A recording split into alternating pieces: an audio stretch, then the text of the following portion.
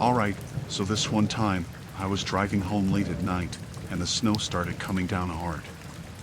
I was on this desolate stretch of highway, not a soul in sight, just me and the snow-covered road.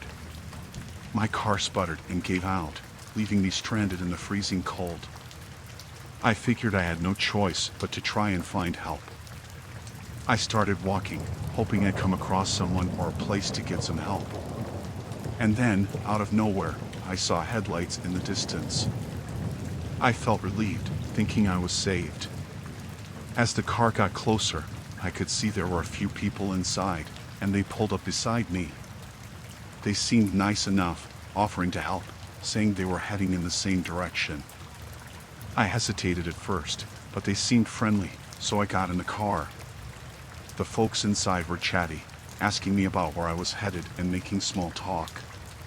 But something felt off about them, like there was this tension in the air that I couldn't quite place.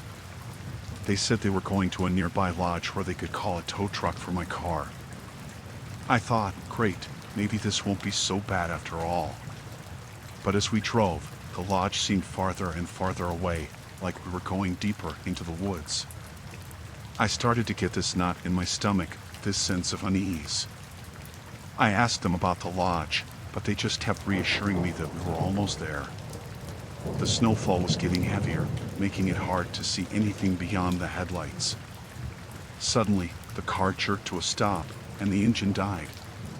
Panic set in. I asked what was happening, but they stayed silent, their faces grim and menacing. That's when I noticed something was seriously wrong. They weren't here to help. They had something else in mind. Before I knew it, they dragged me out of the car. They were rough, overpowering me, and I realized I was in serious trouble. They were talking among themselves, saying things that made my blood run cold. I knew I had to get away. I bolted into the woods, running blindly through the thick snow, my heart pounding in my chest. I could hear them behind me, their voices echoing through the trees, and it felt like they were getting closer. I didn't know where I was going, but I just had to get away from those people. The darkness swallowed me, and the snow made it impossible to see anything. I stumbled and fell, the cold seeping into my bones. But I couldn't stop. Fear drove me forward.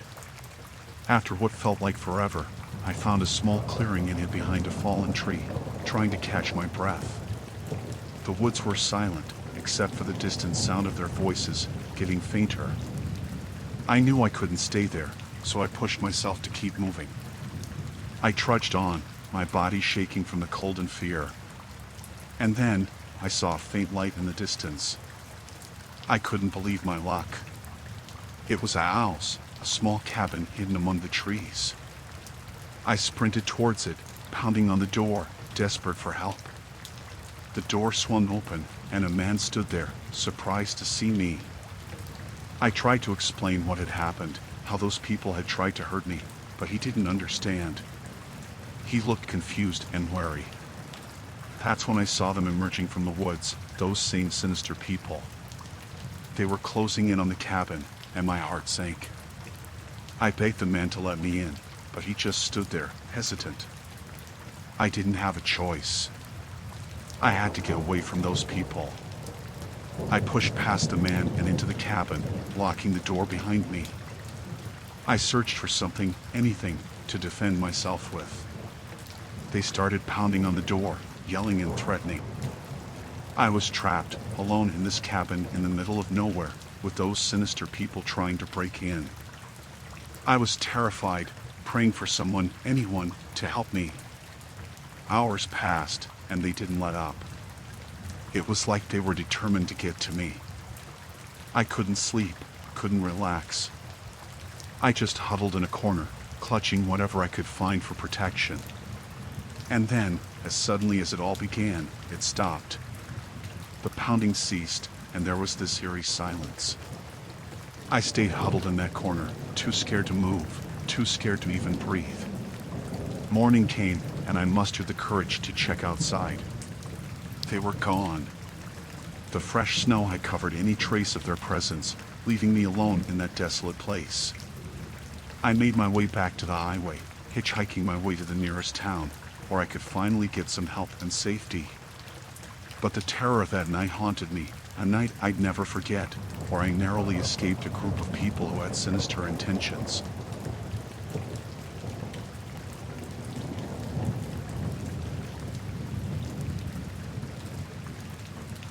It was one of those chilling winter nights, and I was home alone, cozied up in my blanket, trying to shake off the cold. The wind howled outside, making the whole house creak and groan. It was dead silent inside, except for the occasional crackling of the fireplace. I must have dozed off on the couch when I woke to this faint sound. At first, I thought it was just the wind, but then it came again, a soft noise coming from the back door. I froze, straining my ears to listen. It sounded like someone was trying to open it. My heart started racing, and I hesitated, unsure of what to do. I wanted to dismiss it as nothing, but the feeling of dread settled in. The house was supposed to be empty. There shouldn't be anyone trying to get in. I tiptoed cautiously towards the back of the house, trying not to make a sound. I peeked through the curtains, but it was too dark to see anything. I could feel my pulse pounding in my ears as I reached for the doorknob, my hand trembling. I didn't know what to expect when suddenly the noises stopped. I stood there, frozen in place, trying to make sense of what just happened. That's when I heard it, a soft thud from inside the house. My blood ran cold. Someone was in the house with me. I couldn't move. Fear gripped me as I listened intently, the sound of footsteps echoing through the house. They were getting closer, slow and deliberate. My mind was racing, trying to figure out what to do. I wanted to call for help, but my phone was in the other room. I was trapped, my heart pounding in my chest. I didn't know who or what was in my house, but I knew I had to get away. I crept towards the hallway, trying to make as little noise as possible. The footsteps were getting louder, closer. Every creak of the floorboard sent shivers down my spine. I was praying for it to be a mistake, for it to be anything but what I feared. Then I saw him, a figure standing at the end of the hallway, barely visible in the dim light. My breath caught in my throat. He was just standing there, motionless, watching me. I couldn't make out his face. It was obscured by the shadows. I called out, my voice trembling, asking who he was and what he wanted. But there was no response, just this chilling silence that hung heavy in the air. I felt this overwhelming sense of dread, this gut-wrenching fear that I couldn't shake off. I wanted to run, to scream, but my body felt frozen, rooted to the spot. He started moving towards me, slowly, deliberately. My mind was screaming at me to run, to get away, but my legs wouldn't budge. I was trapped, cornered by this unknown intruder. As he got closer, I could see his eyes glinting in the darkness, reflecting the eerie light. There was something unsettling about his presence, something that sent shivers down my spine. I mustered all the courage I had left and bolted, racing towards the front door. I fumbled with the locks, my hands shaking uncontrollably. The footsteps were getting closer, faster. Just as I managed to unlock the door, I felt a hand grab my shoulder, and I turned, ready to defend myself. But there was nobody there. I was alone, standing in the empty hallway.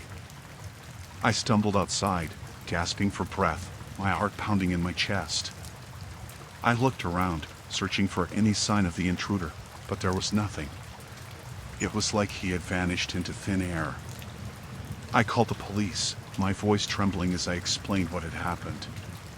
They arrived quickly, but there was no sign of forced entry, no evidence of anyone being in the house. I spent the rest of the night huddled in my car, too scared to go back inside. The fear and uncertainty gnawed at me, leaving me shaken to my core. To this day, I can't explain what happened that night. It felt like a chilling encounter with something I couldn't comprehend, something that still haunts me in the dead of night.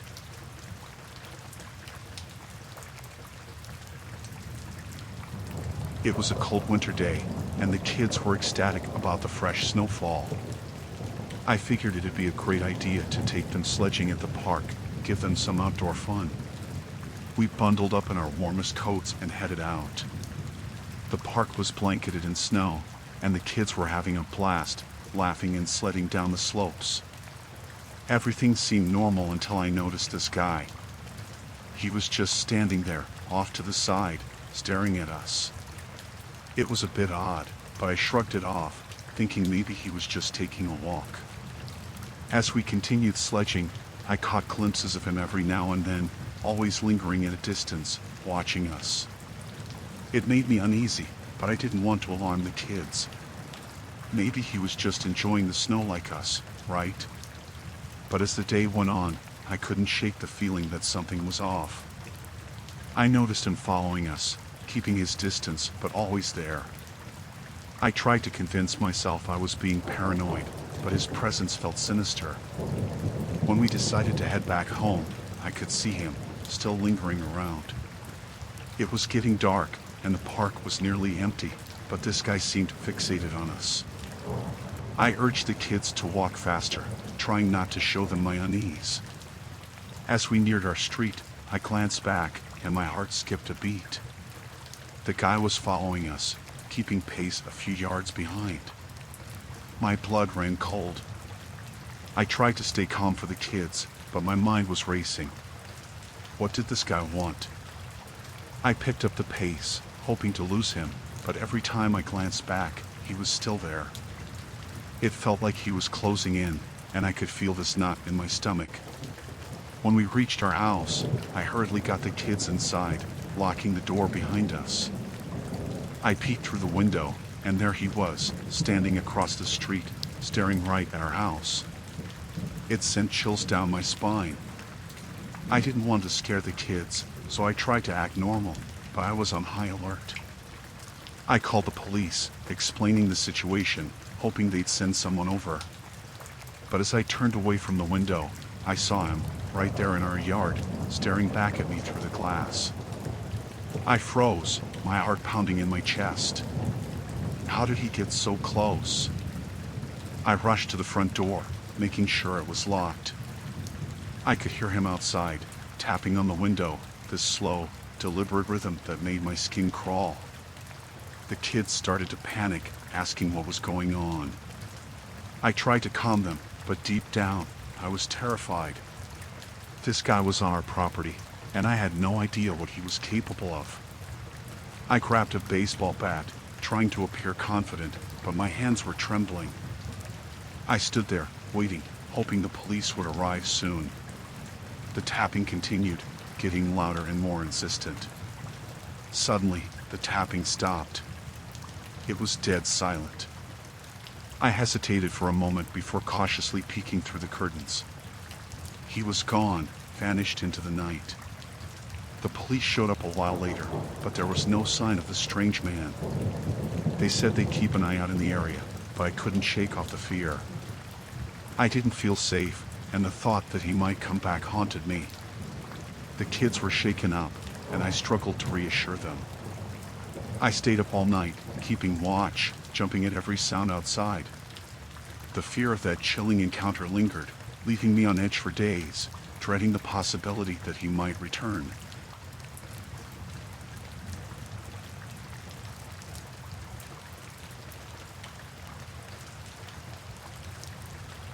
It was a bitterly cold winter night, the snow falling heavily outside. I was home alone, wrapped up in a blanket, trying to keep warm. I wasn't expecting anyone that night, so when there was a knock on the door, it startled me. I hesitated before opening it, unsure who would be out in this weather. There stood a young couple, shivering and pleading for help. They said their car got snowed in down the road and asked if they could use the phone to call for assistance. I felt sorry for them and wanted to help, so I let them in, not wanting to leave them out in the freezing cold. But something felt off. They seemed nervous, uneasy. The guy had a bandaged arm and looked like he was in pain. They were fidgety, their eyes darting around the house. I tried to ignore the nagging feeling in the pit of my stomach. I led them to the phone and offered to make the call for them. That's when I noticed they were getting increasingly agitated, whispering to each other in hushed tones. It made me uneasy, like I had let strangers into my home without knowing who they really were. I started to regret letting them in, but before I could do anything, they turned towards me, their expressions changing. The guy's eyes narrowed, and the girl's face twisted into a menacing glare. My heart raced, and I felt a knot forming in my throat. The guy lunged towards me, grabbing my arm tightly. I tried to pull away, but he was too strong. They started demanding things, asking for money, a car, anything to help them escape. The girl was blocking the door, preventing any escape. I tried to reason with them, telling them I couldn't help, but they were getting aggressive. They said they were on the run from the police, and they'd do anything to stay hidden, even if it meant causing harm. Fear gripped me as I realized the danger I was in. I tried to stay calm, to find a way out of this nightmare. I offered them what little cash I had, hoping it would satisfy them, but it only seemed to fuel their desperation. The guy's injured arm was bleeding through the bandage, and he winced in pain. The girl's eyes were filled with a wild determination, and it sent a chill down my spine. They were unpredictable, and I had no idea what they were capable of. I knew I had to act fast. I pretended to comply with their demands, slowly inching my way towards the door. But as I reached for the doorknob, the guy grabbed me, his grip tightening, his eyes filled with rage. I screamed for help, hoping someone, anyone, would hear me. But it was just me and them, trapped in this nightmare. I fought with all my strength, trying to break free, trying to push them away. With a burst of adrenaline, I managed to break loose and bolt towards the door. I ran out into the snow-filled night, not looking back, my heart pounding in my chest. I could hear them yelling behind me, but I didn't stop until I reached a neighbor's house and called the police. The authorities arrived soon after, but the couple was long gone. The police told me they were fugitives, wanted for some serious crimes. The realization hit me like a ton of bricks. I had narrowly escaped a dangerous situation. I stayed with a friend that night, too terrified to go back home. The chilling encounter replayed in my mind, haunting me. The feeling of fear and helplessness lingered, a constant reminder of the night I let strangers into my home, never suspecting the danger they posed.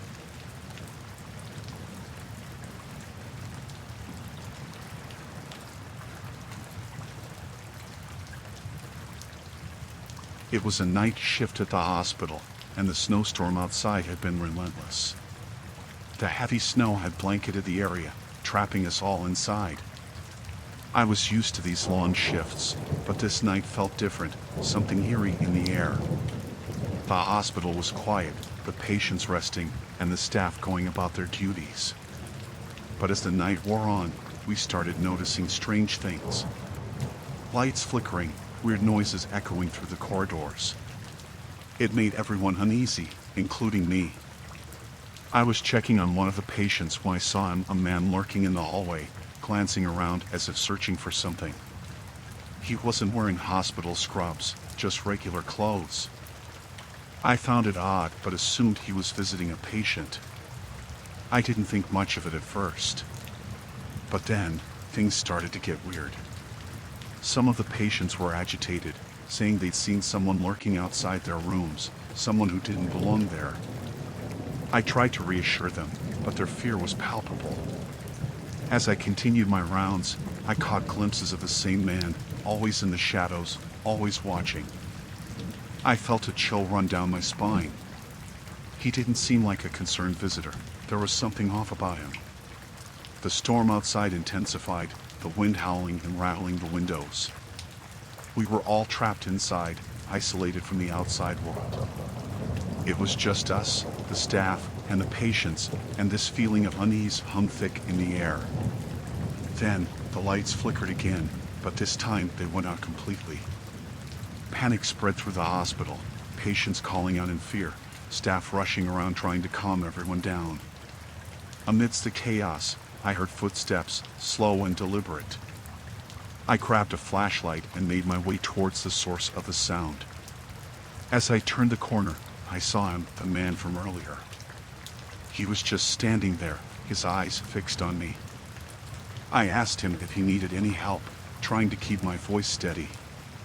But he didn't respond, just stood there, this unsettling silence hanging between us. I felt this sense of danger, this gut feeling that something was terribly wrong. Suddenly, he lunged towards me, his movements erratic and aggressive. I stumbled backward, trying to keep him at a distance.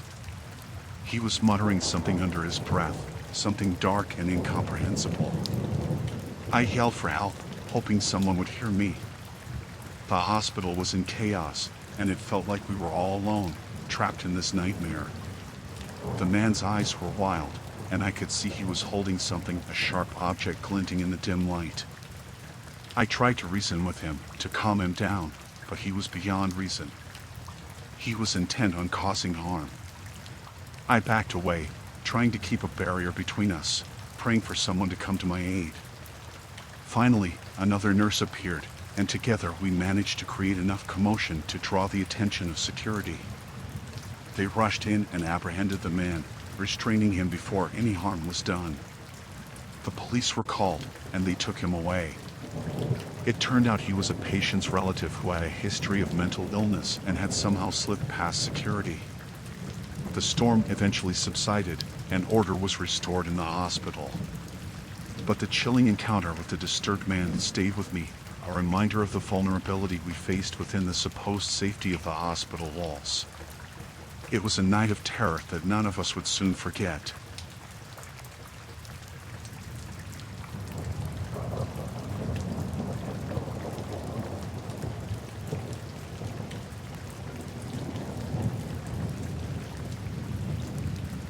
The day had been perfect for skiing. The snow was crisp, the sky clear. My wife and I were on this amazing ski trip, enjoying the slopes. But then, things took a dark turn. We were on the ski lift when it suddenly stopped, leaving us suspended in the bitter cold, high above the ground. At first, we thought it was just a minor glitch and that the lift would start again soon. But minutes turned into hours, and we were still stranded. The temperature dropped rapidly, and the bitter cold started gnawing at us. Tensions rose among the trapped riders. Some were panicking, shouting for help, while others tried to stay calm. My wife and I exchanged worried glances, trying to reassure each other that help would arrive soon. As the night descended, the biting cold became unbearable. We were ill-prepared for a night on the ski lift. The wind howled mercilessly, cutting through our clothes. The darkness was suffocating, and the fear of the unknown crept in. Hours passed, and there was still no sign of rescue. The thought of spending the night dangling above the icy ground sent shivers down my spine. The group dynamic shifted, people becoming more desperate, more agitated. Some began to panic, shouting and crying for help. Others tried to keep a level head, attempting to calm everyone down. But the bitter cold and the fear of the unknown were taking their toll on all of us. My wife and I huddled together, trying to share body heat to keep warm. But the cold seeped through our layers, and the chilling realization set in that we might not make it through the night. The silence was punctuated by occasional cries for help and the eerie sound of the wind. The darkness was relentless, and our hope dwindled with each passing minute. I tried to remain strong for my wife, but deep down, I was terrified. The thought of spending the night suspended in the bitter cold, with no end in sight, was terrifying. The hours dragged on, and the situation became increasingly dire. Some people were showing signs of hypothermia, their speech slurred, and their movements sluggish. Panic spread like wildfire among the trapped riders. My wife and I clung to each other, trying to preserve what little warmth we had left. We whispered words of encouragement, but the fear was palpable in the air. I could feel the tension rising among the group. Desperation drove some to irrational behavior, shouting and arguing, blaming each other for our predicament. It was chaos, and I felt a sinking dread in the pit of my stomach. The cold was relentless, numbing our bodies. I feared the worst, wondering if we'd make it through the night. Hope felt distant, and the night seemed never-ending. As the first light of dawn broke through, a glimmer of hope washed over us. We could see the rescue team in the distance, making their way up the mountain to our stranded ski lift. Relief flooded through the group, a collective sigh of gratitude. It felt like an eternity, but eventually, the rescue team reached us. They worked swiftly to get us down, offering warmth and comfort as they helped each of us to safety. My wife and I were exhausted, but immensely grateful to be on solid ground again. The nightmare of that bitter cold night on the malfunctioning ski lift would stay with us forever.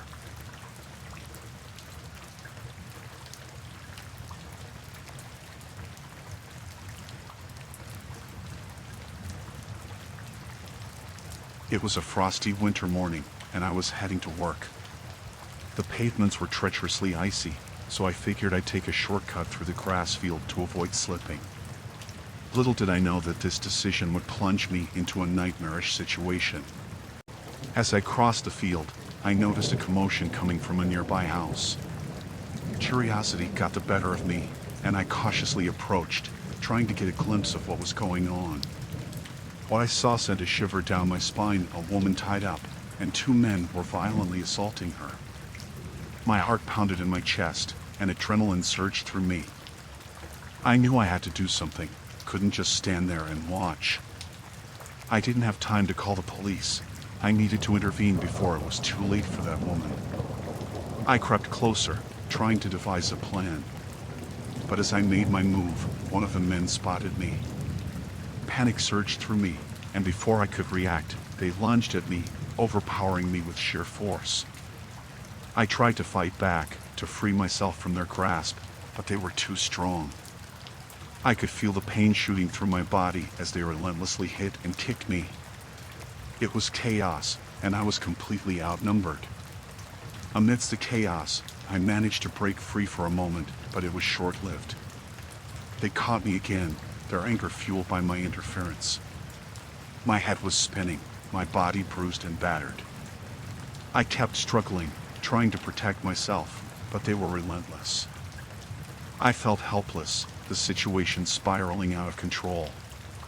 The pain was excruciating, my vision blurred, and my body ached all over. With a surge of desperation, I managed to push one of them away and sprinted towards the street, hoping to attract someone's attention. But the pain was overwhelming, slowing me down with every step.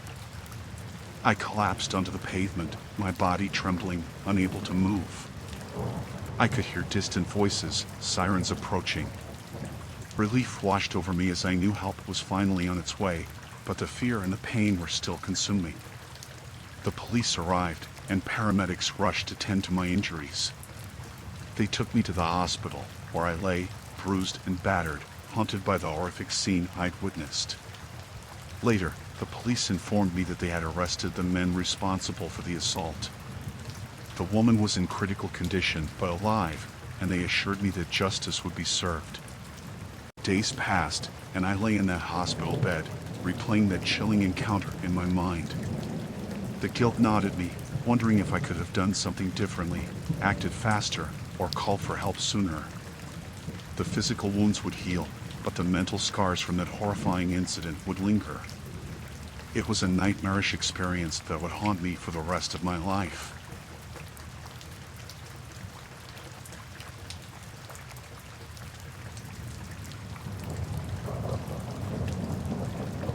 It was the night of our town's annual winter festival.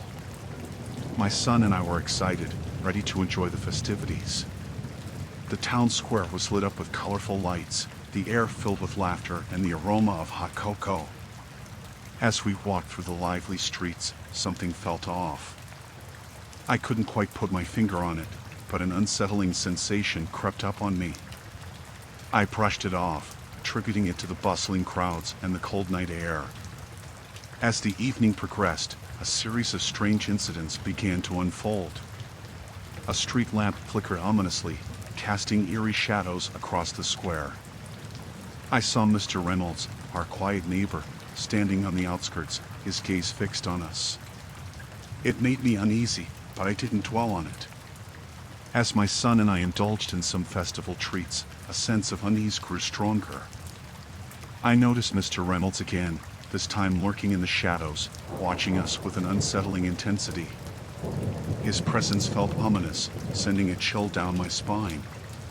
Amidst the merry atmosphere, odd occurrences continued. Some of the lights around the festival stalls began to dim inexplicably. The cheerful ambience of the festival was overshadowed by a creeping sense of dread. I tried to distract my son, to shield him from the growing unease. But deep down, I couldn't shake off the feeling that something was terribly wrong. The night took a sinister turn when my son suddenly went missing amidst the crowded festival. Panic surged through me, my heart pounding with fear. I frantically searched through the crowds, calling out for him, but he was nowhere to be found. Desperation gripped me as I sought help from the festival organizers and the police. They launched a search, but there was no sign of my son. Fear consumed me, and I felt a sense of dread I'd never known before. Amidst the chaos, I remembered the lingering presence of Mr. Reynolds. It felt like a puzzle piece falling into place. There was something about his watchful gaze that unsettled me. I rushed to his house, my mind clouded with a mix of dread and suspicion. I knocked on his door, my heart racing with apprehension. Mr. Reynolds answered, his demeanor calm and composed. I tried to ask him about my son, trying to keep my composure, but something in his expression seemed off, unnerving. As I pressed for answers, he invited me in, claiming he hadn't seen my son. But deep down, I couldn't shake off the feeling that he was hiding something. My instinct screamed at me, urging me to leave, to get away from this quiet, unsettling neighbor. As I turned to leave, a sound caught my attention, a faint whimpering coming from somewhere inside the house. My heart sank, a gut-wrenching feeling engulfing me. I demanded to know what was going on, my voice shaking with a mix of fear and fury. Suddenly, Mr. Reynolds' demeanor changed. His calm facade shattered, replaced by a chilling smile. In that moment, I realized the horrifying truth. It was him. He had my son. I lunged towards him, trying to overpower him, but he was quicker. He revealed a hidden room behind a bookshelf, where my son was tied up, trembling and terrified. I tried to reason with Mr. Reynolds, to plead for my son's safety, but his eyes were filled with a chilling madness. He spoke of a twisted obsession, a dark desire that had led him to take my son. I fought with all my strength, desperation fueling my every move. In the struggle, I managed to break free and grab my son, pulling him away from Mr. Reynolds' grasp. We ran out of that house, fleeing from the horror we had encountered. The police arrived soon after, apprehending Mr. Reynolds. They assured us that he would face justice for his heinous actions. My son and I were shaken to our core, scarred by the nightmarish experience. The once festive atmosphere of the winter festival had turned into a haunting ordeal, revealing a hidden danger lurking within our supposedly quiet community.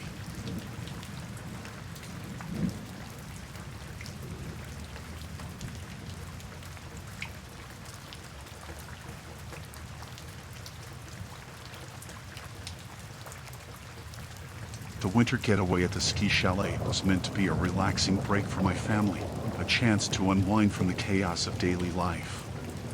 The snow-capped mountains and the isolated landscape seemed like the perfect retreat. Little did I know that this trip would spiral into a nightmare beyond imagination. The first few days were blissful.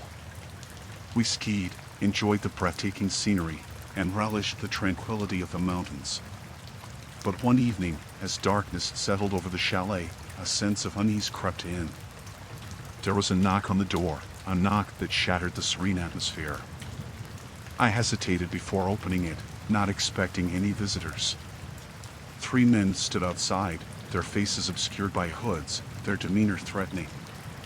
They forced their way inside, overpowering us with an air of menace. My family was petrified, and I felt a surge of fear and helplessness. These men were after something, and it wasn't just our belongings.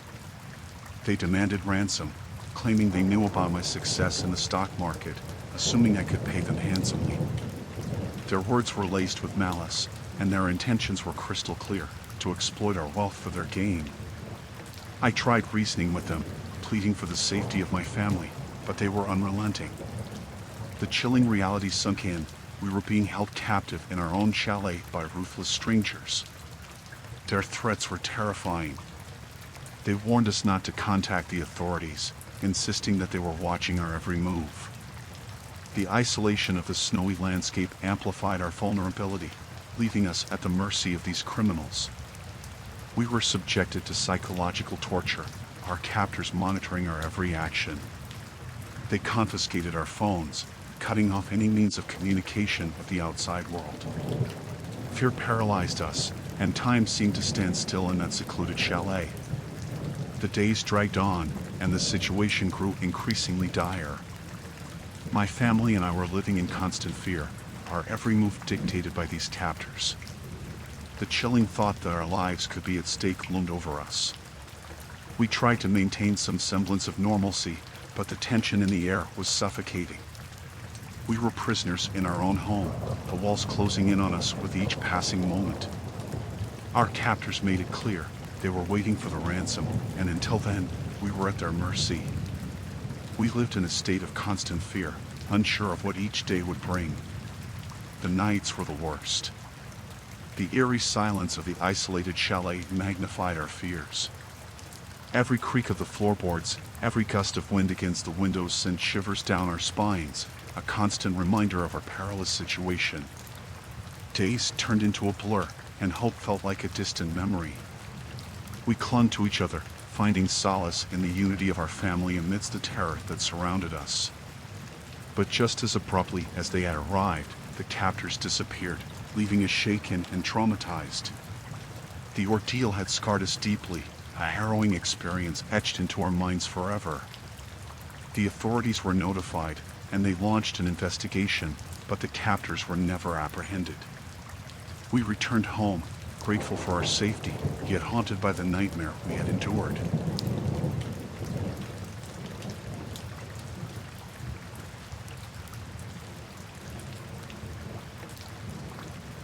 As a scientist stationed at an Arctic research base, life was about routine and meticulous work. Our team was small but dedicated, focused on studying the remote and frigid environment. But our routine was shattered when a group of 4 men unexpectedly arrived at our base, claiming to be researchers from another institute. Their arrival coincided with a series of unsettling events.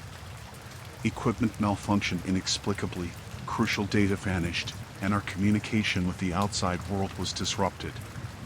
Initially, we brushed it off as mere coincidences, attributing them to the harsh Arctic conditions. However, things took a darker turn when tensions between our team and the newcomers escalated. There was something off about these men, their behavior was erratic, and their presence seemed ominous.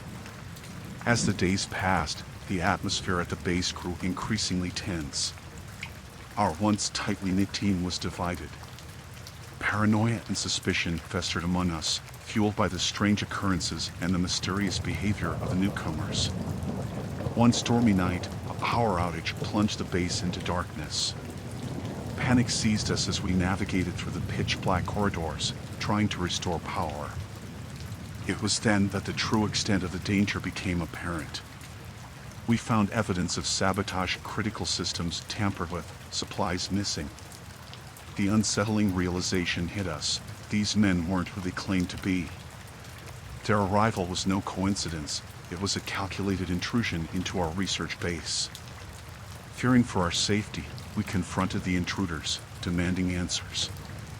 But they were armed and hostile, refusing to explain their true intentions.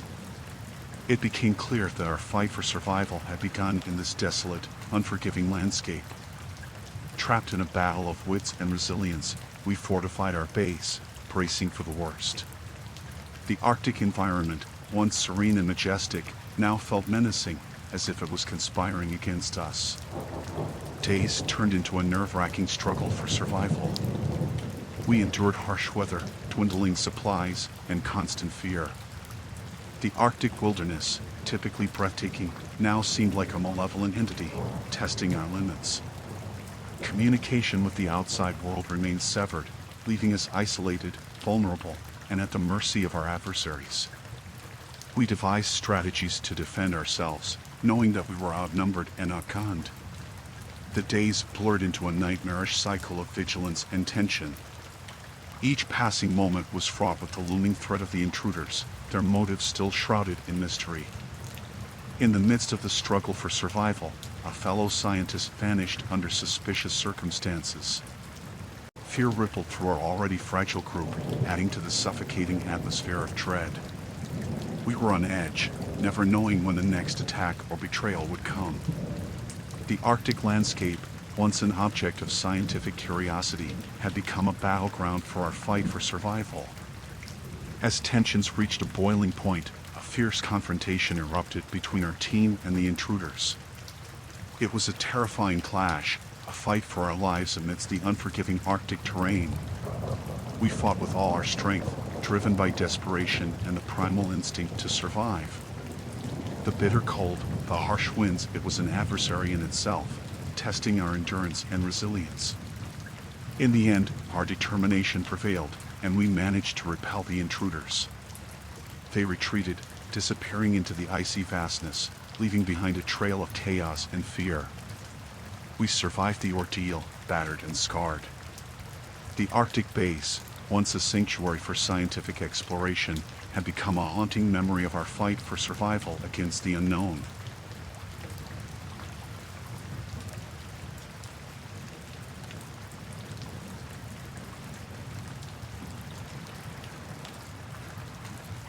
As an ice road trucker, I was used to the solitary stretches of empty, icy roads. The winter was harsh, and driving in these conditions required skill and caution. I prided myself on navigating these treacherous routes, but one fateful night would shake me to my core. I was driving along a desolate stretch. The only illumination came from the truck's headlights piercing through the darkness. The snowfall was relentless, obscuring my vision and making the road ahead even more hazardous. Out of the corner of my eye, I noticed a figure on the side of the road, a stranded traveler, waving frantically for help. Instinct and compassion took over as I pulled over to offer assistance. The traveler, a man bundled up in heavy winter gear, appeared distressed and disoriented. He claimed his car had broken down, leaving him stranded in the unforgiving cold. He begged for a ride to the nearest town, promising compensation for my help. Despite my initial wariness, I felt a pang of sympathy for the man. I agreed to give him a lift, though my instincts warned me of an underlying danger that I couldn't quite place. As the man settled into the passenger seat, an uneasy silence hung in the air. The road stretched before us, desolate and isolated. The only sounds were the howling wind and the hum of the engine. My unease grew as I stole glances at the man. There was something about his demeanor that didn't sit right with me. His eyes were darting around nervously, and a sense of apprehension coiled in my gut. I tried to strike up a conversation to ease the tension, but his responses were curt and evasive. The atmosphere inside the truck became stifling, suffocating with unspoken tension. As we continued down the icy road, I noticed the man fidgeting with something in his coat, an object that gleamed in the dim light. Alarm bells rang in my mind, and I felt a surge of panic. My heart raced as I realized the severity of the situation. I had unwittingly let a potentially dangerous stranger into my truck. I glanced at the man's hands and noticed a glint of metal, a knife. Fear gripped me, but I tried to maintain composure, knowing that any sign of panic could escalate the danger. I kept driving, trying to formulate a plan, to find an opportunity to defuse the situation. The tension in the truck was palpable, a heavy cloud of dread hanging over us. Every passing second felt like an eternity, the road stretching endlessly before us. I attempted to engage the man in conversation, hoping to distract him. I inquired about his destination, anything to keep him talking and divert his attention from his ominous intentions. But my efforts were futile. The man's responses were vague, his focus fixed on the glinting blade in his hand. It was clear that he had malevolent intentions, and I knew I had to act swiftly to ensure my safety. My mind raced, searching for a way out of this nightmare scenario. I had to outmaneuver him, to find a moment to escape or signal for help without triggering a violent response. With a surge of adrenaline, I concocted a plan. As we approached a bend in the road, I feigned a sudden issue with the truck, claiming a problem with the engine that required immediate attention. As I slowed the truck to a stop, I seized the opportunity and bolted out of the vehicle, sprinting into the snowy darkness. I didn't dare look back, fear fueling my every step as I ran, desperate to put as much distance between myself and the dangerous stranger as possible. The icy winds whipped against my face, and my heart hammered in my chest. I pushed through the biting cold, praying for a miracle, a passing vehicle, or a sign of civilization in the desolate landscape. Finally, after what felt like an eternity, I spotted the distant glow of headlights. Relief flooded through me as I flagged down a passing truck, frantically explaining the harrowing encounter I had just escaped. The driver, a fellow ice road trucker, listened intently and immediately offered to help. We contacted the authorities, and they launched a search for the dangerous man. As the authorities combed the area, I was overcome with a mix of fear and gratitude. I had narrowly escaped a perilous situation.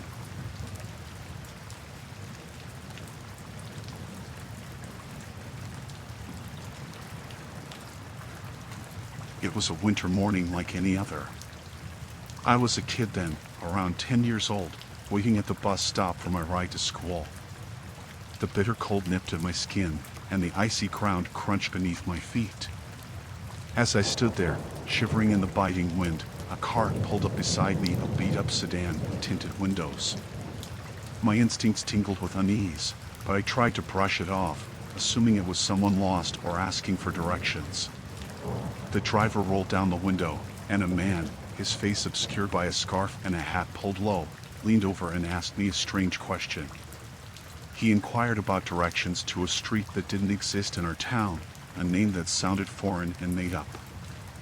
I felt a knot form in my stomach, a sense of foreboding creeping in. There was something off about the situation, something about the man's demeanor that sent chills down my spine. I stuttered, trying to respond, but the words got caught in my throat.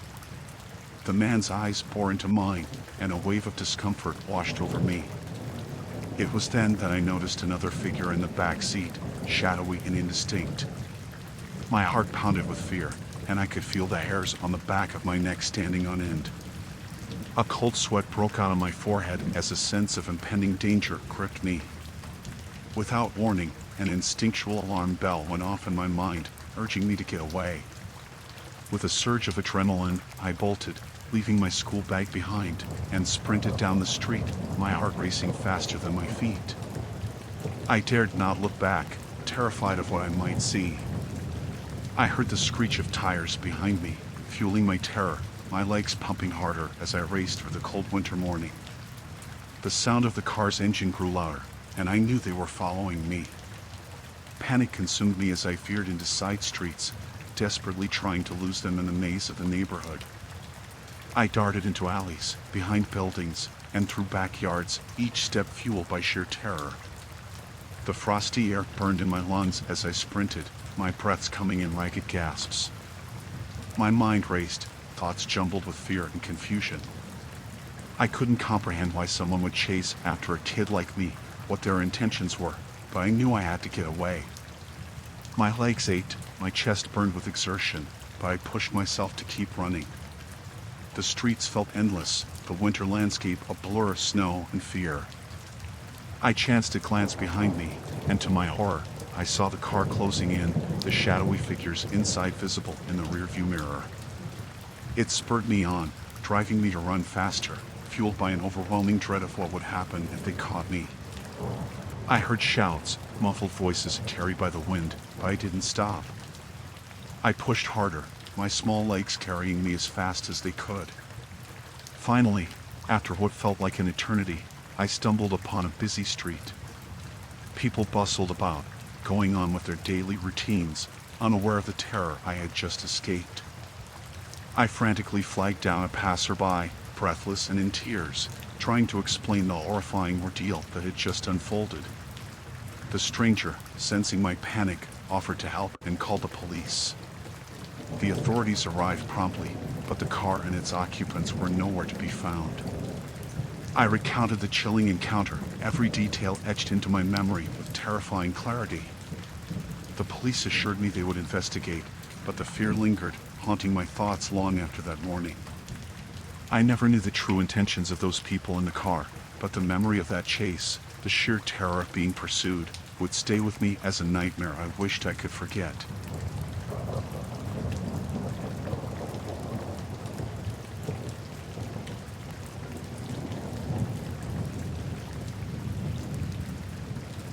The morning was frosty, the kind that chills you to the bone.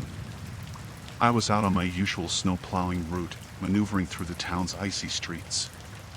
The sun had barely risen, casting a cold light on the pristine snow-covered landscape. As I navigated the plow, clearing the roads for the town's commuters, something caught my eye, a dark shape lying motionless amidst the freshly fallen snow. My heart skipped a beat, and a knot formed in my stomach as I approached the spot. I cut the engine and jumped out, my boots crunching in the snow as I cautiously approached the figure. Dread crept over me as I realized it was a body, sprawled face down in the snow. My pulse quickened, and a surge of fear swept through me. I knelt down beside the body, my breath hitching in my chest. It was a man, his face buried in the snow, his body unnaturally still. I reached out, hesitantly touching his shoulder, hoping for any sign of life. But he was cold and unresponsive, a chilling realization settling upon me that he was already gone. Panic and shock clouded my mind. I fumbled for my phone, my fingers trembling as I dialed emergency services, my voice shaking as I reported the grim discovery. The dispatcher on the line instructed me to wait for the authorities while ensuring the scene remained undisturbed. But the minutes felt like an eternity, the stark reality of the situation sinking into the man lying lifeless in the snow, the frigid air heavy with an unsettling silence. My thoughts raced, trying to piece together how he had ended up there. Was it an accident, a tragic slip on the icy ground, or something more sinister? Questions swirled in my mind, but I dared not disturb the scene, waiting anxiously for the arrival of the police. When the authorities finally arrived, I guided them to the spot where I had found the body. Their expressions mirrored my shock as they examined the scene, meticulously documenting the grim discovery.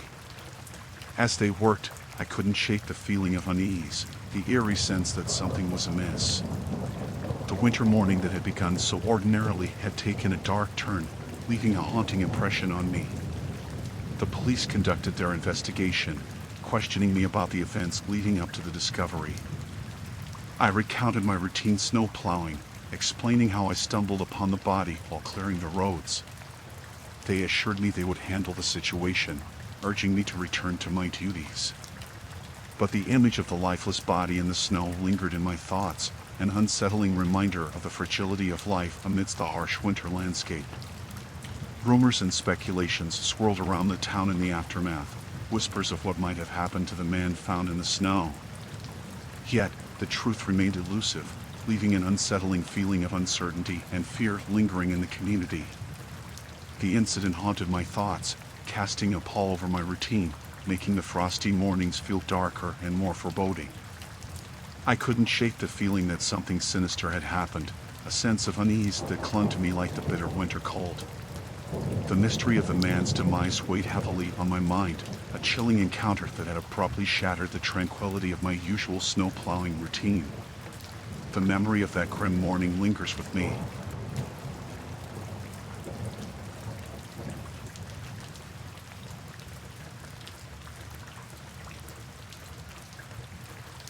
The Airbnb we booked was a small, cozy house nestled in a quiet, remote location, a perfect getaway from the chaos of our lives. My wife and I were trying to rekindle our failing relationship, hoping the solitude and tranquility of this winter retreat would help us reconnect. As the snow fell softly outside, blanketing the surroundings in a serene white, we settled into the quaint house, hoping for a peaceful stay. However, the tension between us lingered, casting a shadow over the otherwise picturesque setting. Late one evening, as the darkness enveloped the area, there was a sudden knock at the door. I glanced at my wife, both of us exchanging confused looks. Who would be visiting us in this remote location at such a late hour? As I opened the door, my heart sank. Two unfamiliar men stood on the doorstep, their faces obscured by the dim light cast from inside the house.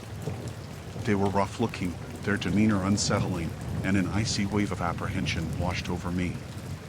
The taller of the two men spoke, his voice low and gruff, claiming their car had broken down, asking to use our phone to call for help. The request seemed innocent enough, but something about their presence felt off, sending alarm bells ringing in my mind. My instinct screamed at me to refuse, to send them away, but the desperation in their eyes made me hesitate. Before I could respond, my wife intervened, offering to make the call for them, her voice strained with unease. As she stepped away to fetch the phone, the shorter man's gaze bore into mine, sending shivers down my spine. A sense of dread gripped me, an inexplicable feeling that something was terribly wrong. Suddenly, the atmosphere shifted. The men's demeanor became more aggressive, their stance intimidating. My heart raced as a surge of fear flooded my veins. I knew we were in danger. My wife returned with the phone, but the taller man abruptly lunged forward, pushing his way into the house, followed closely by his accomplice. Panic engulfed me as I realized the direness of the situation. I tried to reason with them, to urge them to leave, but they were adamant, their intentions menacing. My wife and I exchanged terrified glances, a silent understanding passing between us. We needed to get out, to escape from these strangers who invaded our sanctuary. With trembling hands, I grabbed my wife's arm, silently signaling to run. We bolted for the door, adrenaline coursing through our veins, but they were faster, blocking our exit with menacing grins etched on their faces. A chilling realization washed over us. We were trapped, cornered by these two intruders. Panic seized my throat, and a fight-or-flight instinct surged within me. Without a second thought, I pushed my wife behind me, attempting to shield her from the looming threat. The men's demeanor turned hostile, their voices growing louder, demanding our compliance. In a desperate bid to protect my wife, I tried to reason with them, my voice trembling with fear. But reason fell on deaf ears, their intentions clear. They were here for something more than just help. A surge of adrenaline fueled my actions, and I lunged forward, attempting to create an opening for us to escape. In the chaos that ensued, a scuffle broke out, fists flying, and shouts echoing through the small house. My wife and I fought desperately for our lives, but the odds were against us. We were outnumbered, overwhelmed by these menacing strangers whose faces I couldn't even see in the dim light. Amidst the chaos, a glimmer of hope emerged, a window left unlocked, our only chance of escape. With sheer determination, we made a break for it, crashing through the window and into the biting cold of the winter night. We ran blindly through the snow, our breaths coming in ragged gasps, adrenaline masking the freezing temperatures. The distant sound of the men's shouts spurred us on, urging us to keep going. Our hearts pounded in our chests as we fled into the darkness, seeking refuge, seeking safety. Every step felt like an eternity, fear and desperation guiding our path through the wintry landscape. Finally, after what felt like an eternity, we stumbled upon a neighboring house, frantically pounding on the door, begging for help. The residents, startled by our distress, quickly let us in, offering refuge and calling the authorities. As the police arrived and we recounted the harrowing ordeal, relief washed over us. Yet, the trauma of that night lingered, haunting us with the chilling realization that our peaceful winter getaway had turned into a fight for survival, a nightmare that shattered the serenity of our escape.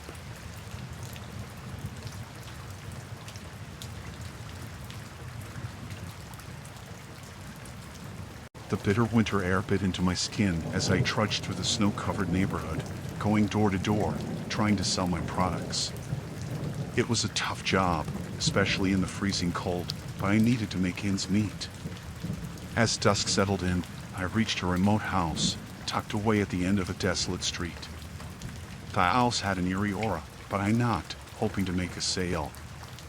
After a moment, the door creaked open, revealing a man standing in the dimly lit entrance. His piercing gaze made me shiver, a mix of suspicion and hostility emanating from him. He was tall, with a weathered face and eyes that seemed to hold dark secrets. I launched into my sales pitch, trying to keep my composure despite the unsettling atmosphere. But the man's gaze remained cold, his demeanor unwelcoming. He didn't seem interested in what I had to offer. As I was about to wrap up, he abruptly invited me inside, his voice devoid of warmth. I hesitated, feeling a knot of apprehension forming in my stomach, but the offer felt almost impossible to refuse. I stepped inside cautiously, the door closing behind me with an ominous thud. The interior was dimly lit, the air heavy with a suffocating silence. Unease settled in as I glanced around, noticing the sparse furnishings and the lack of warmth in the house. The man gestured towards a seat, his expression unreadable. I tried to make small talk, attempting to break the tension, but the man remained silent, his eyes fixed on me with an unsettling intensity. I couldn't shake off the feeling that something was terribly wrong. Suddenly, his demeanor shifted. His voice turned icy as he started asking intrusive questions, delving into personal details that made me increasingly uncomfortable. I tried to deflect, but he persisted, his probing questions growing more sinister with every passing moment. Alarm bells rang in my mind as I realized I needed to leave. My attempts to excuse myself were met with a chilling threat, his voice dripping with malice. I could feel the hairs on the back of my neck stand on end as I glanced around for an exit, my heart pounding with fear. The man's sudden hostility and the oppressive atmosphere sent a chill down my spine. I stood up, my hands trembling, and made a move towards the door, my heart racing with a sense of impending danger. But before I could reach the exit, the man blocked my path, his face contorted in a menacing glare. Panic surged through me as I realized I was trapped, caught in the grip of a stranger's unpredictable hostility. With a surge of adrenaline, I pushed past him, racing towards the door, desperate to escape the looming threat. But he grabbed me by the collar, his grip like a vice, pulling me back with a strength that sent shockwaves of terror through me. I struggled and fought with all my might, my mind racing for a way out. Fear coursed through me as I grappled with the man, my instinct screaming at me to break free. In a desperate bid for survival, I managed to break loose, staggering towards the door, my heart pounding in my chest. I flung the door open and dashed out into the biting cold, the freezing air burning my lungs as I sprinted away from the ominous house. My breaths came in ragged gasps as I ran, fueled by sheer terror and the urgency of escape. I didn't dare look back, my sole focus on getting as far away as possible from that house, from that chilling encounter. As I reached the safety of the main road, I glanced back once, seeing the dark silhouette of the house looming against the winter sky. The memory of that terrifying encounter would haunt me for a long time.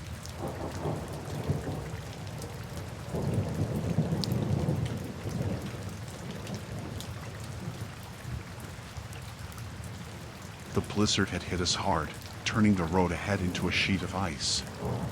Our car struggled against the relentless snowfall, but eventually it succumbed, sputtering to a halt. With no other option, my wife, Sarah, and I decided to abandon the vehicle and trudge through the biting cold. The wind whipped around us as we struggled through the thick snow, visibility reduced to almost nothing. Our only hope was to find shelter before the cold froze us to the bone. After what felt like an eternity of stumbling through the blizzard, we spotted a faint light in the distance, a remote roadside inn. Relief washed over us as we hurried towards the welcoming glow. The inn, though weather-beaten, looked like a haven amidst the desolate winter landscape. We stumbled to the door, our hearts pounding with anticipation of warmth and safety. As we stepped inside, the warmth of the inn enveloped us, and we were greeted by the innkeeper, a middle-aged man with a warm smile.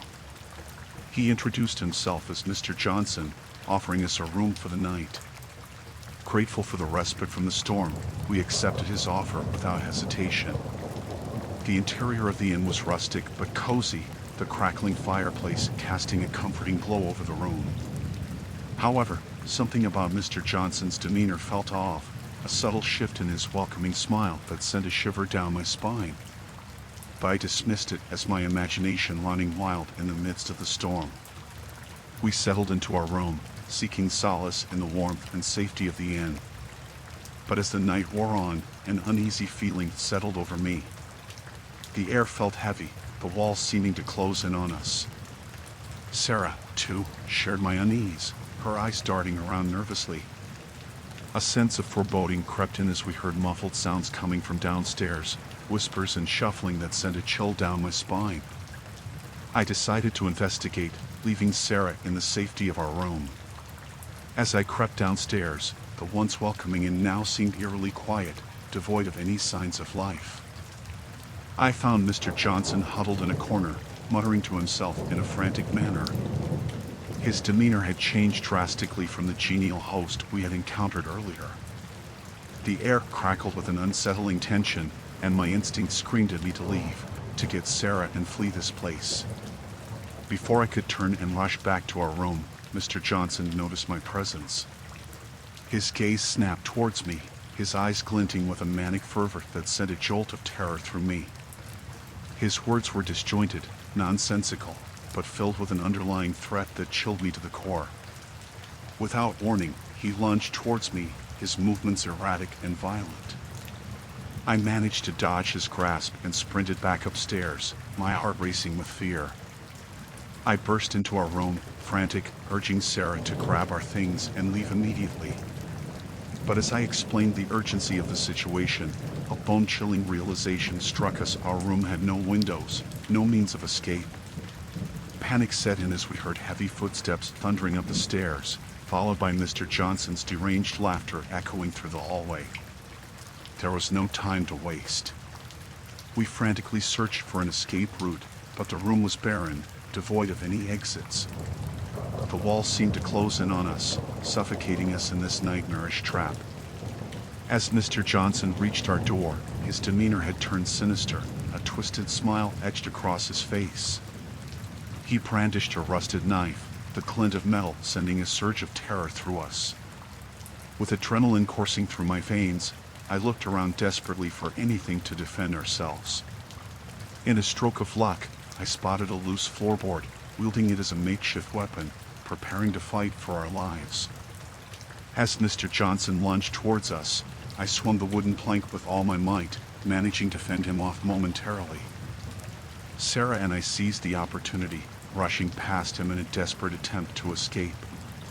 We sprinted down the dark hallway, the sound of Mr. Johnson's maniacal laughter echoing behind us. The inn seemed like a maze, the corridors twisting and turning, disorienting us in our frantic bid for freedom. Finally, we stumbled upon a back door, a glimmer of hope in the darkness. With trembling hands, I forced it open, the cold night air hitting us like a wave of relief. We raced into the blizzard, our only goal to put as much distance between us and that nightmarish inn as possible. The blizzard raged on, the biting cold clawing at us as we stumbled through the snow. But the sense of freedom outweighed the freezing temperatures as we continued, not stopping until the inn was nothing but a distant, haunting memory. Though shaken to our core by the terror we had faced, we were alive, our survival against the odds a testament to our sheer determination. The Sinister Inn and its unhinged innkeeper were now behind us, leaving us with haunting memories of a nightmarish encounter that would forever linger in our minds.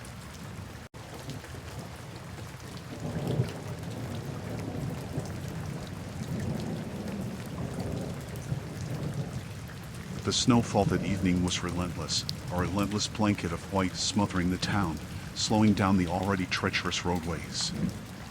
I was behind the wheel of my bus, navigating through the wintry landscape with caution, ensuring the safety of my passengers amid the adverse weather conditions. Every turn of the wheel felt like a battle against the elements.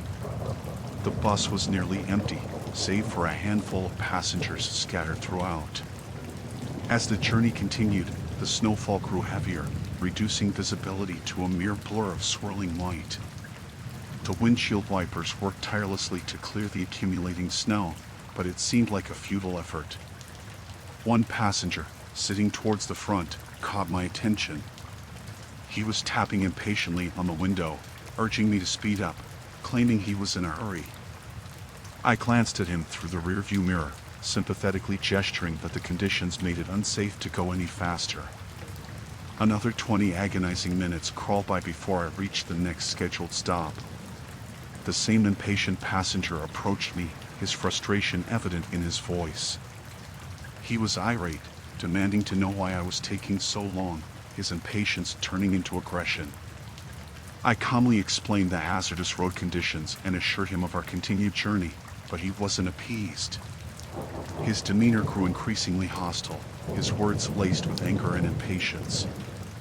I did my best to maintain composure, but his aggressive behavior sent a shiver down my spine. As I resumed the journey, the bus trudged along the snowy roads, the wheels gripping the icy pavement with difficulty. The passenger's impatience seemed to intensify with every passing minute. He paced back and forth in the aisle, muttering under his breath, the frustration emanating from impalpable. Suddenly, he stormed up to the front, his face contorted with rage. He demanded I stop the bus immediately, unwilling to tolerate the delay any longer. Panic surged within me as his volatile behavior escalated. I tried to reason with him, assuring him that stopping in the middle of nowhere in these conditions was unsafe for everyone on board. But he wasn't listening. His eyes blazed with an unsettling intensity as he lunged towards me, a glint of something sinister in his hand. It happened so fast, I barely had time to react. His knife gleamed in the dim light, and fear coursed through me as he brandished it, demanding I stop the bus immediately. My heart raced in terror as I grappled with the situation. I realized I was dealing with someone on the brink of complete desperation, a person whose impatience had escalated into something far more sinister. His grip tightened on the weapon, and panic seized the air within the bus. With trembling hands, I signaled that I would comply with his demands, doing my best to mask the fear that gripped me. The safety of the passengers was paramount, and I prayed for a solution to present itself. Just as I prepared to pull over, a sudden commotion erupted from the back of the bus. Passengers rallied together, restraining the aggressive man, and managed to disarm him. Amidst the chaos, someone had managed to contact the authorities. With the situation diffused, the man was apprehended, and the police arrived swiftly. Relief washed over me as the authorities took charge of the situation, bringing an end to the harrowing ordeal. The bus was cleared, and the passengers, visibly shaken but unharmed, were safely escorted away. I remained in a daze, the chilling encounter replaying in my mind. The thought of how close the situation had come to a devastating outcome left me rattled, my hands still trembling from the adrenaline rush. As I resumed my route, the snowy landscape blurred outside the bus window, a stark reminder of the chilling encounter I had just survived.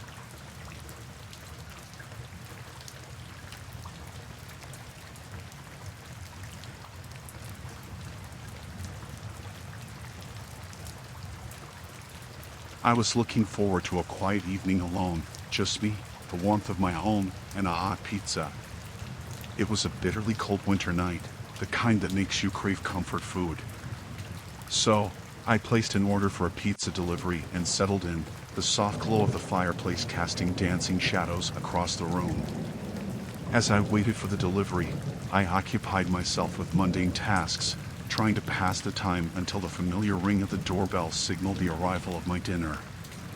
The minutes dragged on, and I grew increasingly restless, the anticipation mingling with the eerie silence of the house. Finally, the doorbell chimed, breaking the stillness. I hurried to the door, eager for the warmth of the pizza and the promise of a relaxing evening. Through the frosted glass, I could see the silhouette of a figure standing on my porch, bundled up against the cold. I opened the door, expecting the familiar sight of a delivery person, However, the man who stood before me wasn't the typical pizza delivery guy I was used to.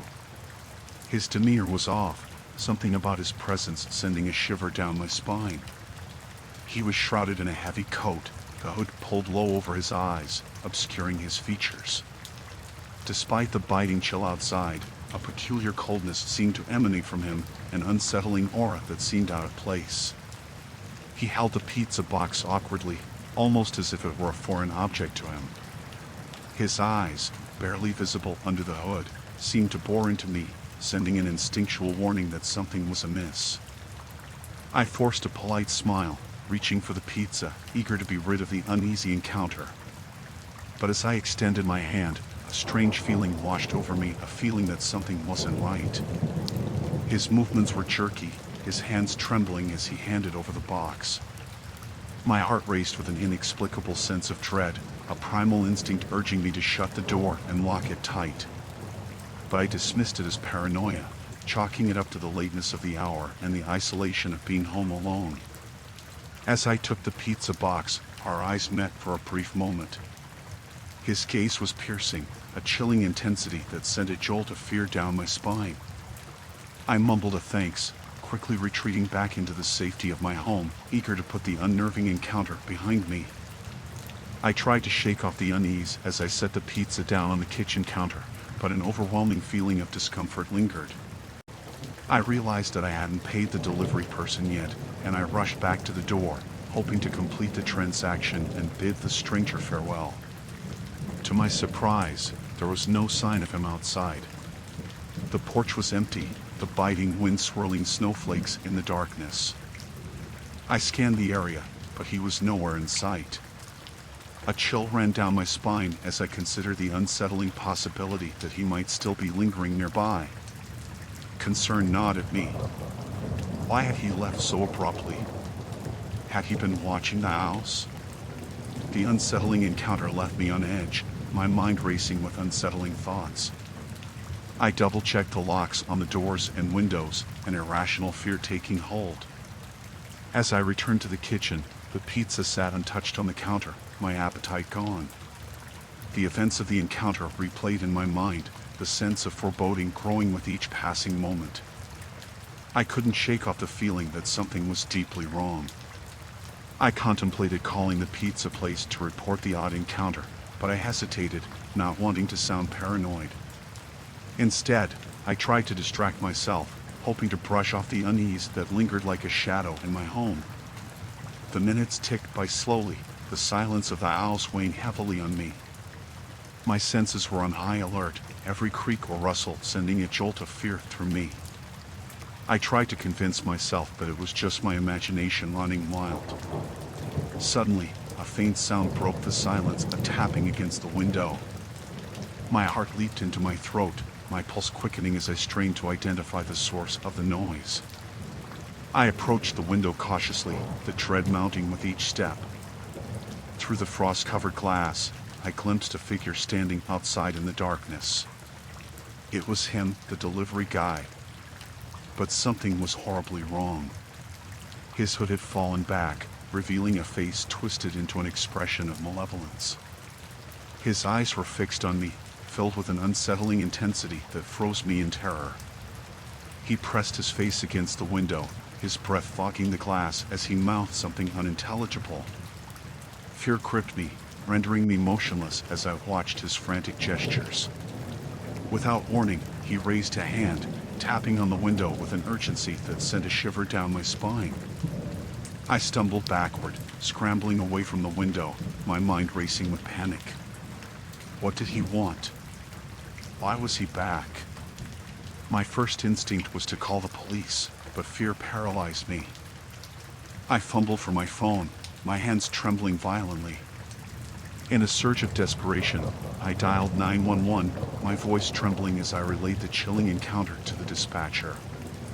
As I waited for help, my eyes darted towards the window, dreading what I might see. The figure was gone, leaving only the empty darkness of a winter night.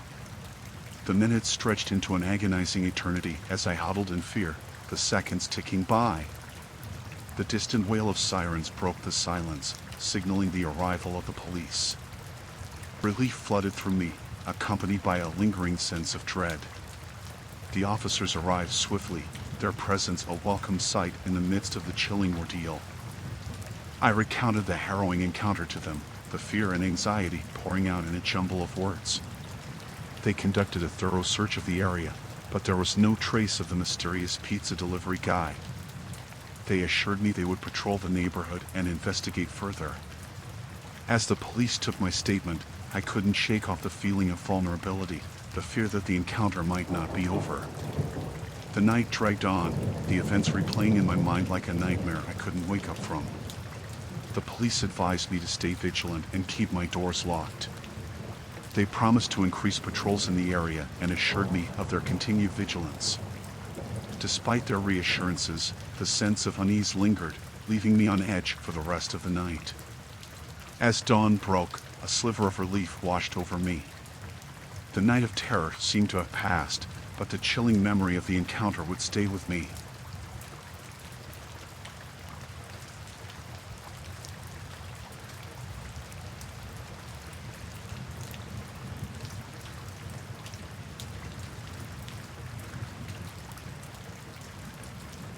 The winter storm hit us out of nowhere, trapping my daughter, Emily, and me on a desolate, snow-covered road in the middle of nowhere. Our car had skidded off the icy path, leaving us stranded with no hope of immediate rescue. The swirling snowflakes obscured the road ahead, and the biting cold seeped into our bones.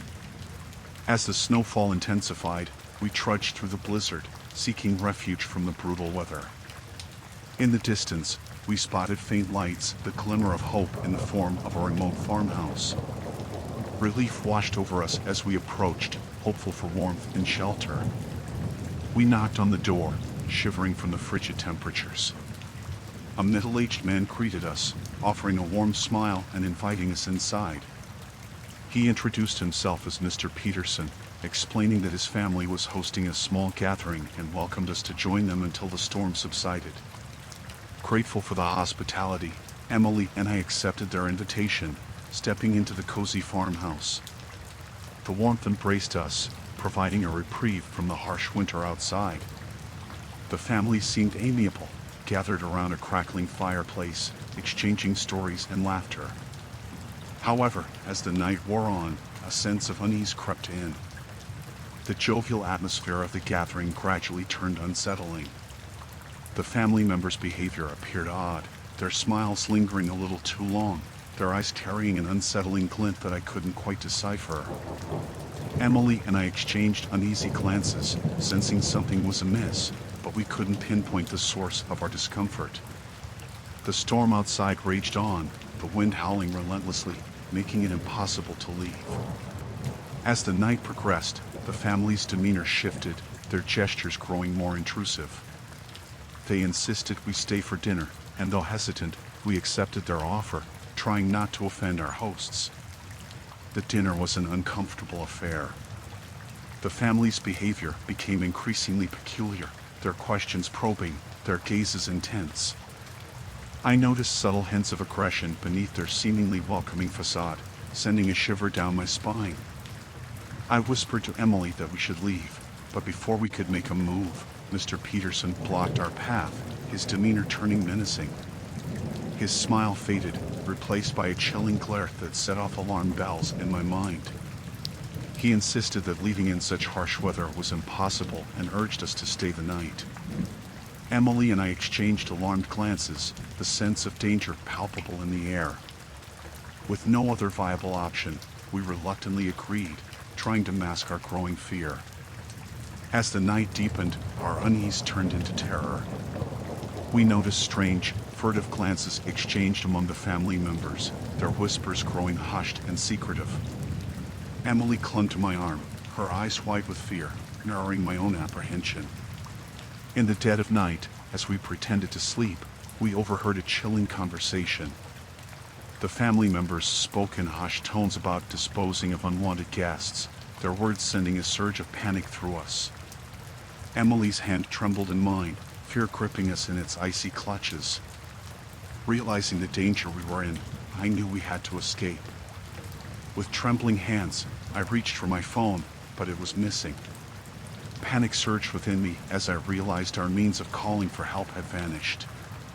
We devised a plan to slip out quietly while the family slept, but as we made our way towards the door, a creak echoed through the silent house. Mr. Peterson stood in the hallway, a cold, calculating expression on his face, blocking our escape route. He approached us slowly, his eyes glinting with malice, confirming our worst fears. The family's hospitality had been a ruse, a facade to lure unsuspecting travelers into a trap. Emily and I braced ourselves for the worst, our hearts pounding with terror. But just as Mr. Peterson reached out, a sudden knock on the door shattered the eerie silence. It was the sound of rescue, a search party that had been looking for stranded travelers in the blizzard. The family's facade crumbled as they realized their plan had been foiled. With no choice, they allowed us to leave, their expressions twisted with fury and defeat. Emily and I rushed into the safety of the rescue team's arms, relieved and shaken by the nightmarish encounter. The chilling realization of how close we had come to becoming victims of something far more sinister haunted us as we finally found refuge from the storm.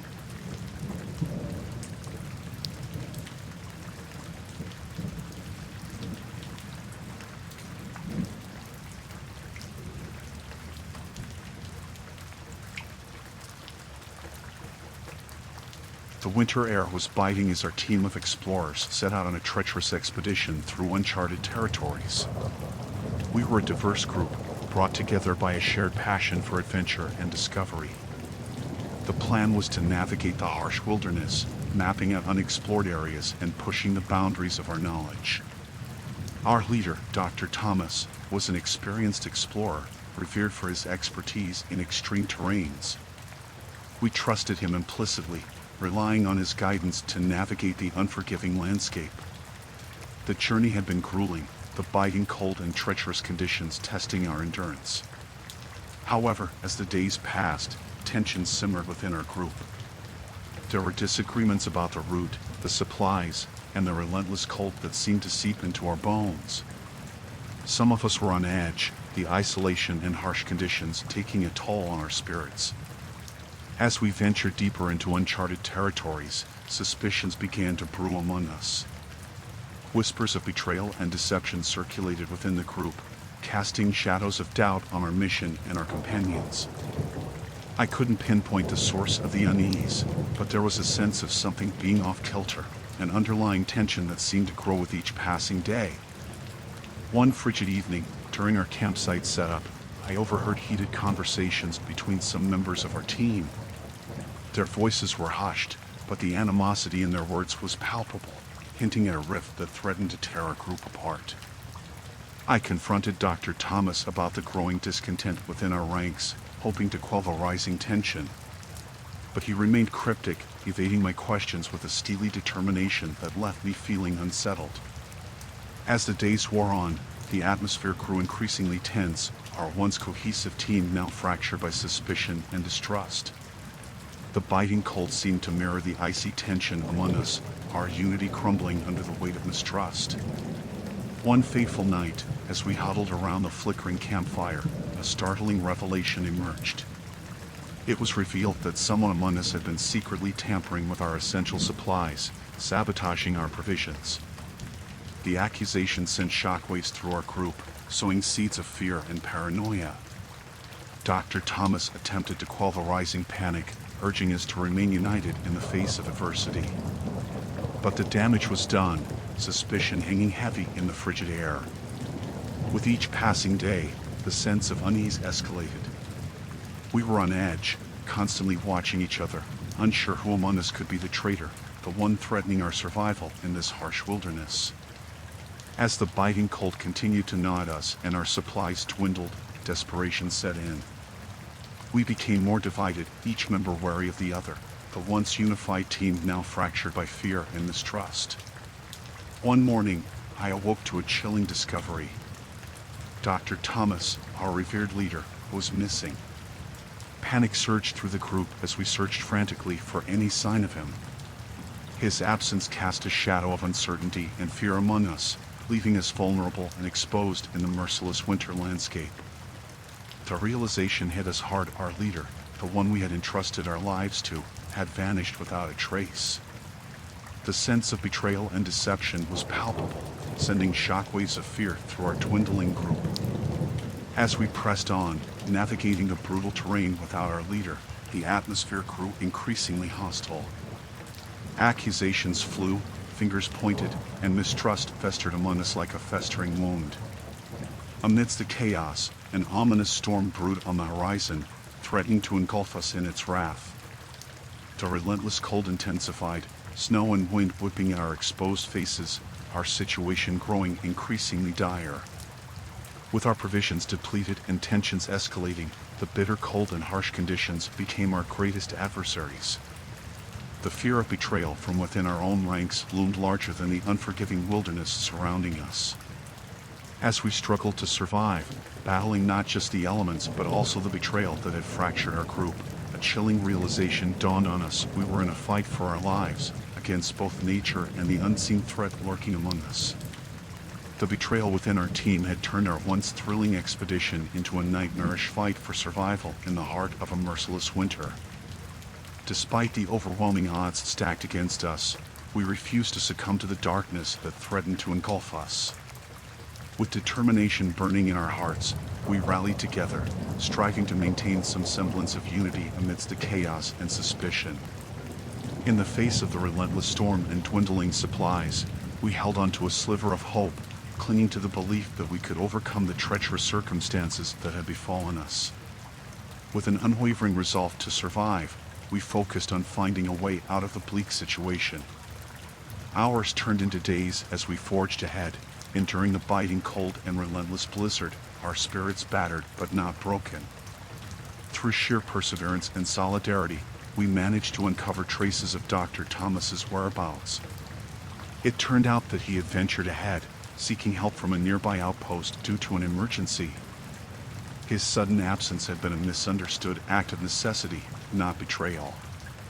Relief flooded through our team as we learned the truth. It was a bittersweet realization, knowing that our leader hadn't abandoned us but had ventured out to seek aid for our beleaguered group. Bolstered by this revelation, we united our efforts, working tirelessly to navigate the harsh wilderness and survive the unforgiving elements. We forged ahead, each step forward a testament to our resilience and determination. Despite the odds stacked against us, we managed to push through the relentless storm and the mistrust that had threatened to tear us apart. The unity we once shared slowly began to resurface, bringing a glimmer of hope amidst the desolate landscape. Days stretched into what felt like an eternity, but our unwavering perseverance finally paid off.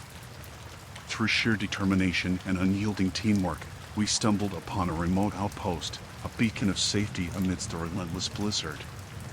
As we entered the sanctuary of the outpost, relief washed over us like a warm embrace. We were safe, rescued from the clutches of the unforgiving wilderness that had tested our limits and unity. Our journey had been harrowing, an arduous test of survival and camaraderie in the face of treacherous conditions. But against all odds, we emerged from the perilous ordeal, alive and stronger than ever, a testament to the unbreakable resilience of the human spirit. The chilling betrayal and deception that had threatened to tear us apart had ultimately strengthened our bond, solidifying our determination to overcome adversity together. And though the haunting memories of that treacherous expedition would linger, we emerged victorious, standing united against the merciless forces that sought to challenge our survival.